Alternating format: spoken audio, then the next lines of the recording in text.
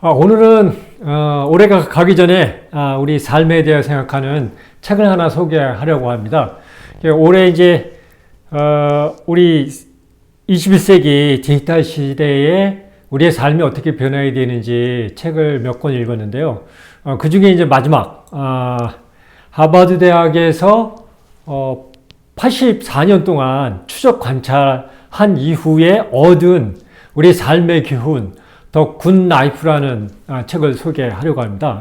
이 책은 이제 하버드 대학교 의과대학의 정신과 교수인 로버트 월딩거 교수하고요. 그 다음에 브린모어 대학교 심리학과 교수인 마크 슐츠 교수가 학교는 다르지만 하버드 대학교 연구를 같이 해왔습니다. 그래서 둘이 그 84년간의 추적 관찰을 통해서 어떻게 우리 삶을 좋은 삶을 살아갈 건지를 제시하는 책입니다. 올 1월 달에 미국에서 출간이 됐고요. 한국에도 가을에 출간된다고 소식이 있는데 아직 출간은 안 됐습니다. 아마 곧 출간될 것 같아요. 좋은 책이니까요. 이 하버드 대학교 이 연구는 1936년에 보스턴 지역에서 반은 이제 하버드 대학교 출신들이고요.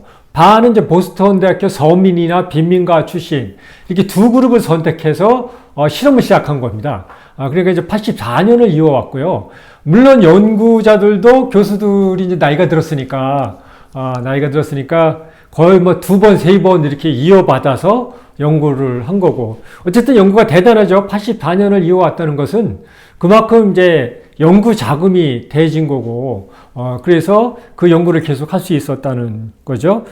그런 면에서 미국은 부러운 것 같아요. 이렇게, 돈 많은 사람들이 이렇게 대학에 정말 많이 기부를 하더라고요. 근데 우리는 돈 많으면은 대학에 기부 안 하죠. 학교에 기부 안 합니다. 돈 많으면은 불이 돋기는 해도, 근데 미국은 일단 돈을 벌면 내가 어디에 돈을 쓰겠다. 그럼 먼저 학교에 기부하는 거더라고요. 학교에 기부하고 그 다음에 이제 딴 데 가고. 그러다 보니까 미국은 사실 엉망이 나라입니다. 이 국민 평균 수준으로 보면은 엉망이 나라인데 저기 세계 최강이 되는 것은 이렇게 이제 돈을 번 사람들이 부자들이 학교에 돈을 많이 갖다 주니까 학교가 이게 특히 대학들이 사회를 이게 리드하는 그런 연구들을 많이 하고 그것이 이제 사회에 다시 적용이 되면서 선순환을 이루는 그런 사회죠. 그래서 이 연구도 마찬가지입니다. 그래서 이 연구는 이제 84년이 이어졌으니까 1세대들이 지금 80대, 90대 접어들고 그랬죠. 그러니까 이 1세대들이 대개 10대 중반, 어떤 사람들은 10대 초반, 10대 후반, 저렇게 10대들이 때부터 추적을 해서 지금 80대, 90대까지 관찰을 했으니까, 살아보니까 우리 삶이 어떤 거다, 이런 거를, 알아보기가 쉽죠. 사실 우리가 이론적으로 생각하는 것을 실제 검증할 수 있는 정말 84년 동안 이어진 막대한 데이터를 분석해서 제시하는 겁니다. 그리고 그래서 주로 이제 연구 방법은 연구원들이 주기적으로 방문하기도 하고요. 주로 한 2년에 한 번씩 방문을 하는 것 같아요. 그리고 중간중간 질문지를 보내서 답하게 하고, 그래서 이 연구 대상자들이 계속 자기 삶에 대해서 연구원들한테 자료를 제공하고 이런 건데, 이 연구가 놀라운 것은 이 참여자들의 지속성입니다. 대개 이제 이런 연구들이 이렇게 장기간 연구들이 많이 이루어지고 있거든요. 이루어지고 있는데 이렇게 못 가는 이유는 중간에 참여자들이 전부 이탈을 해버리거든요. 그런데 이게 놀라운 것은 이 참여자들이 거의 76%가 계속 지금까지 연구에 참여했다는 겁니다. 그리고 이제 2세대, 그 1세대들의 자녀들이죠. 자녀들도 참여율이 67%니까 상당히 많은 참여를 한 거죠. 적극적으로. 그래서 이 데이터가 유효한 것 같아요. 그래서 이 연구를 한 거를 기반으로 이 두 교수가 더 굿라이프라는 책을 썼는데 여기에 결론은 그겁니다. 이 80단위를 추적 관찰해 보니까 결론적으로 우리가 좋은 삶을 사는 데는 하버드 대학에 나왔건 서민에 나왔건 차이가 없더라. 교육이 아니다. 결국은 그 전체의 데이터를 분석해 보니까 우리 삶을 가장 좋게 만드는 것은 관계라는 겁니다. 관계. 그러니까 가족과의 관계, 그죠?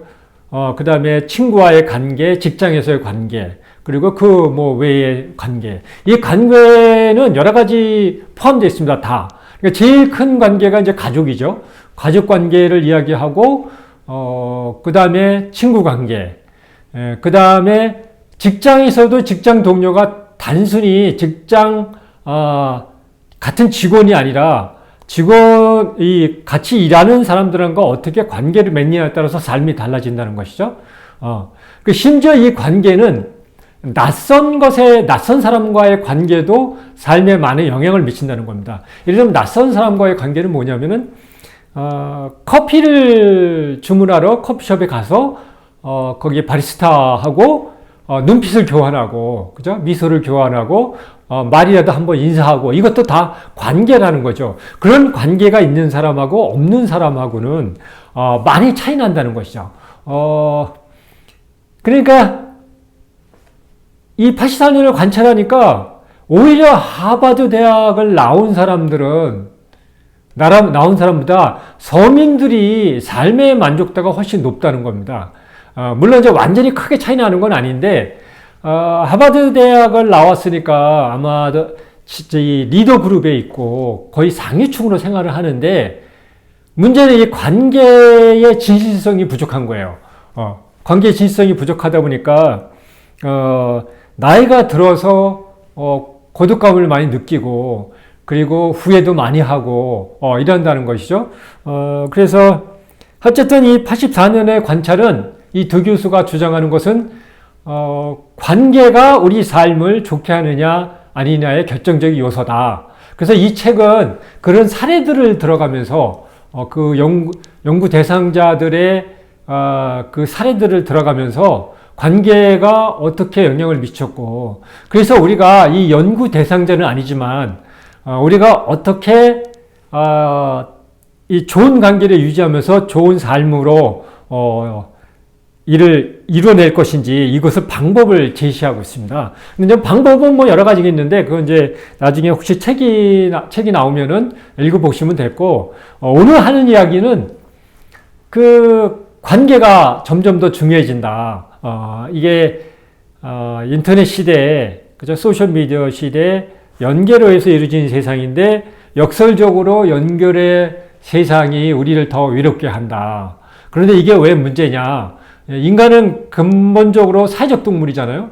사회적 동물이기 때문에, 이 연결이 안 돼 있을 때, 그러니까 뭔가 다른 사람과의 관계가 안 좋아지고 그러면 외로움을 느끼고, 이 외로움은 정신적으로 육체적으로 우리를 좀 나쁘게 만든다는 것이죠. 이것이 이제 올 초에 우리가 책 두 권을 읽었죠. 그 같은 논리죠.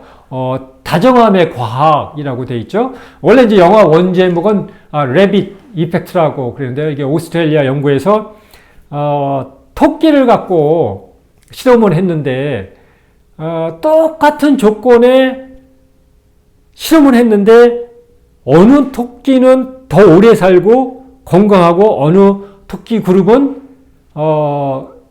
빨리 아프고 일찍 죽더라는 겁니다. 그래서 이해를 못 하겠다는 거예요. 이 연구진들이 아무리 해도 조건이 다 똑같은데 왜 이럴까?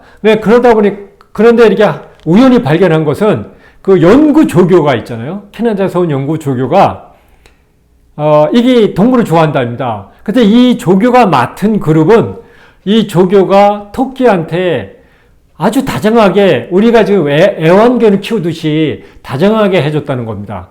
그러니까 이 그룹에 있는 토끼가 훨씬 건강하고 오래 살았다. 그래서 레빗 이펙트, 토끼 효과라고 그랬는데, 이제 한국에서는 다정함의 과학이라고 이렇게 번역되어 있죠. 그렇게 애정이 우리 삶에 얼마나 영향을 미치는지, 그것을 이제 켈리 하딩이 이제 이 책을 써서 한국에서도 번역돼서 좀 많은 사람들이 읽었죠. 그 다음에 노레나 헐츠가 쓴 고립의 시대. 이게 고립이라고 번역했는지 모르겠어요. 론리 센츄리인데, 론리. 그러니까, 사실은 외로움이 맞는 것 같아요. 고립보다는. 우리가 혼자 살아서 외로운 게 아니라요. 뭐 직장 가서 사람도 많고, 사람하고 부딪혀도 외로움을 느끼는 거거든요. 이게 이제, 정신적으로 교류가 안 되고, 이렇게 돼서 고립의 시대가 점점 더 고립의 시대가 되고 있다. 그래서 참 심각한 문제다. 그래서 다정함의 과학은 우리 개인의 정신적 건강과 신체적 건강에 대한 이야기를 했고요. 이 외로움이 얼마큼 우리 정신과 신체의 건강에 영향을 미치는지 이 얘기를 했고, 로레나 하우츠는 고립의 시대에서 이것을 사회 문제로 확대를 했습니다. 우리가 외로움을 많이 느끼면은 그것이 결국은 사회를 불안하게 만든다는 것이죠. 그러니까 사회가 퇴보하게 된다. 이렇게 이제 매크로 관점에서, 이게 설명을 했는데, 이 두 책과 더 굿라이프는 연관성이 있는 것 같아요. 관계에, 에서 어떻게, 설정해 가느냐. 그래서 이제 제가 설명하는 것은 이렇습니다. 이제 새로운 관계의 시대라고 그러죠. 새로운 관계의 시대. 이게 이제, 연결의 시대는 약한 연결고리라고 그러죠. 더 굿라이프에도 나옵니다. 이게 심리학에서 위크 타이와 스트롱 타이, 강한 연결과 약한 연결을 이야기를 하죠. 강한 연결은 우리가 예전에 있던 학연, 지연, 혈연, 평생 끊어지지 않는 연결을 강한 연결이라고 하고, 약한 연결은 이 인터넷이 생기면서 소셜미디어나 이런 걸로 해서 약하게 연결되어 있는 거. 숫자는 더 많죠. 그러니까 약하니까 끊어지기 쉽고, 그래서 관계가 더 많고, 그래서 지금 청년들은 우리 기성세대보다 아는 사람이 몇십 배, 몇백 배 많습니다. 단지 이것이 약한 연결이기 때문에 금방 끊어지죠. 이런 시대에는 새로운 관계가 필요하다. 이게 새로운 관계의 시대입니다. 거기에 나오는 것이 첫 번째가 나 자신. 나 자신과의 관계거든요. 이게 나 자신과의 관계는 뭐냐면요. 21세기는 사실 풍요의 시대를 넘어서 잉여의 시대거든요. 그리고 소셜미디어에 의해서 개인의 발언권이 더 강화되는, 점점 더 강화되는 시대입니다. 그리고 개인의 능력들이 거의 예전보다 몇십 배, 몇백 배 늘어나고 또 그 능력의 차이가 점점 줄어드는 그런 거거든요. 이게 무슨 의미냐면요. 기술의 발달이 도구를 계속 제공해 주잖아요. 누구나 도구를 사용할 수 있으니까 개인들의 역량이 올라가거든요. 그러니까 평준화가 되는 거예요. 우리가 머리와 신체만 갖고 우리가 능력을 겨룰 때는 차이가 생기거든요. 신체적 차이, 그 다음에요. 그죠? 그 다음에 이렇게 지식적 차이, 교육을 더 많이 받았냐, 안 받았냐. 이렇게 우리 신체와 머리에 들어있는 넣은 자산에 의해서 격차가 생기는데, 이 디지털 도구가 많아지면서 그 도구를 누구나 쓸 수 있으면서, 개인 간의 격차가 줄어든다는 거죠. 이걸 보시면 되냐면 이렇게 설명드릴게요. 2016년에 이제 알파고와 이세돌이 대결하면서 알파고가 이겼잖아요. 인공지능이 이제 인간 바둑기사들이 이기게 된 거예요. 그 뒤로 바둑기사들한테 어떤 현상이 일어나냐면요. 모든 바둑기사들이 인공지능으로 공부를 합니다. 그러니까 나타나는 현상이 실력의 평준화예요. 그러니까 예전에는 최하위권에 있던 기사도 갑자기 승률을 높이고요. 이런 현상들이 막 일어나거든요. 그러니까 사실은 최고의 기사 이세돌 기사가 2년 전에 은퇴를 했죠. 내가 보기에는 그런 것 같아요. 제가 보기에는 이세돌 기사가 왜 은퇴를 했을까? 그러니까 본인은 이제 명확히 그런 제가 설명하는 의미로 설명을 하지 않지만 본인은 최고의 기사였는데 인공지능이라는 게 들어오다 보니까 평준화가 된 거죠. 그러니까 그 다음부터 성취욕이 떨어지는 거죠. 그러니까 이제 아마 재미가 없어지는 거죠. 그래서 그만두지 않았나가 제가 해석하는 거고요. 물론 그렇지는 여러 가지 사정이 있을 겁니다. 이렇게 디지털 도구는 누구나 능력을 향상시켜줍니다. 마이크로소프트, 40년 전에 나온 마이크로소프트의 모토는 이거거든요. 전 세계 누구에게나, 개개인 누구에게나 생산성 도구를 제공해서 능력을 향상시키고 그 개개인의 인류 발전에 기여하도록 하겠다. 이게 마이크로소프트의 모토입니다. 미션이라고 그러죠. 이게 무슨 의미냐면요. 마이크로소프트는, 그죠? 워드부터 시작해서 생산성 도구가 무지 많죠? 이것 때문에 우리 개개인의 생산성이 무지 높아졌죠? 그러니까 누구나 능력이 높아지니까 기여할 수 있는 능력이 많아진 거죠. 이런 식으로 모두가 평등해지는 세상, 능력이 평등해지는 세상에서는 외부와의 관계가 중요한 게 아닙니다. 그러니까 인류는 2000년 동안 환경의 지배를 받았죠?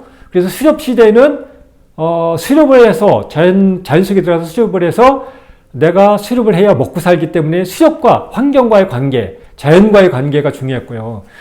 그 다음에 농경 시대로 넘어오면서 이게 재화가 쌓이면서 권력 관계가 생겼죠. 그 다음부터는 권력과 비권력자의 관계. 이게 지난 19세기까지의 관계잖아요. 끊임없이 비권력자와 권력자의 이 대결 관계. 대한민국도 1990년대까지 이 권력자들과 비권력층과의 대결로 민주화 운동부터 그런 세계죠. 근데 우리가 아직도 그 패러다임에서 못 벗어나고 있죠. 그래서 지금은 외부 환경, 물론 지금 전쟁도 터지고 그래서 외부 환경에 의해서 개인의 영향을 받고 있지만 인류 역사상 처음으로 외부 환경이 우리 삶에, 개개인의 삶에 가장 적게 영향을 미치는 시대입니다.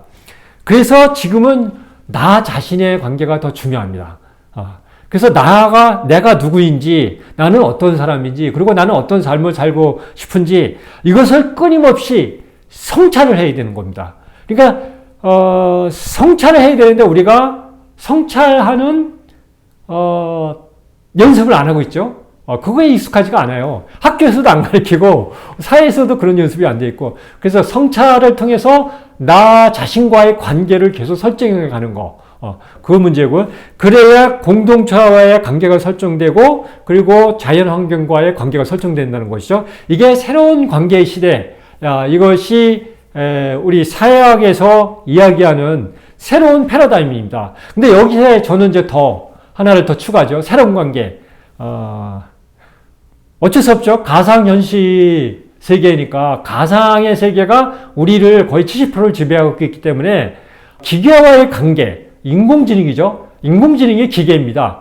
예전에는 기계 그러면 톱니바퀴 돌아가는 게 기계지만 지금은 인공지능이 기계입니다. 자동차의 기계는 자동차가 아니라 자동차 자율주행 소프트웨어를 돌리는 인공지능 알고리즘입니다. 그래서 인공지능이 우리 삶을 속에 거의 70% 들어왔기 때문에 지금은 나 자신과 기계와의 관계 설정도 중요합니다. 이것을 디지털 리터러시라고 그러죠. 디지털. 그래서 인간과의 관계, 나 자신과의 관계, 기술과 기계와의 관계. 그래서 지금은 인간과 기술에 대한 이해, 이걸 영어로 Human Tech Literacy라고 그러죠. 그래서 그런 새로운 관계가 생기는 겁니다. 그래서 오늘은 올 1월 때 나온 또 굿라이프, 미국의 하버드 대학에서 84년 동안 추적 관찰한 우리 이 삶을 관찰한 결과 우리 삶을 좋게 하는 것은 관계를 좋게 가져가는 거다. 그래서 그 관계를 생각하면서 인공지능 시대에 나 자신과의 관계, 공동체와의 관계, 자연환경과의 관계에 더해서 기계와의 관계, 인공지능과의 관계도 중요하다. 인공지능과의 관계는 기술을 이해하는 거다. 그래서 인간을 이해하고 기술을 이해하는 것. 그래서 인간과 기술에 대한 이해, 휴먼 테크 리터러시 시대다. 이런 것을 말씀드렸습니다.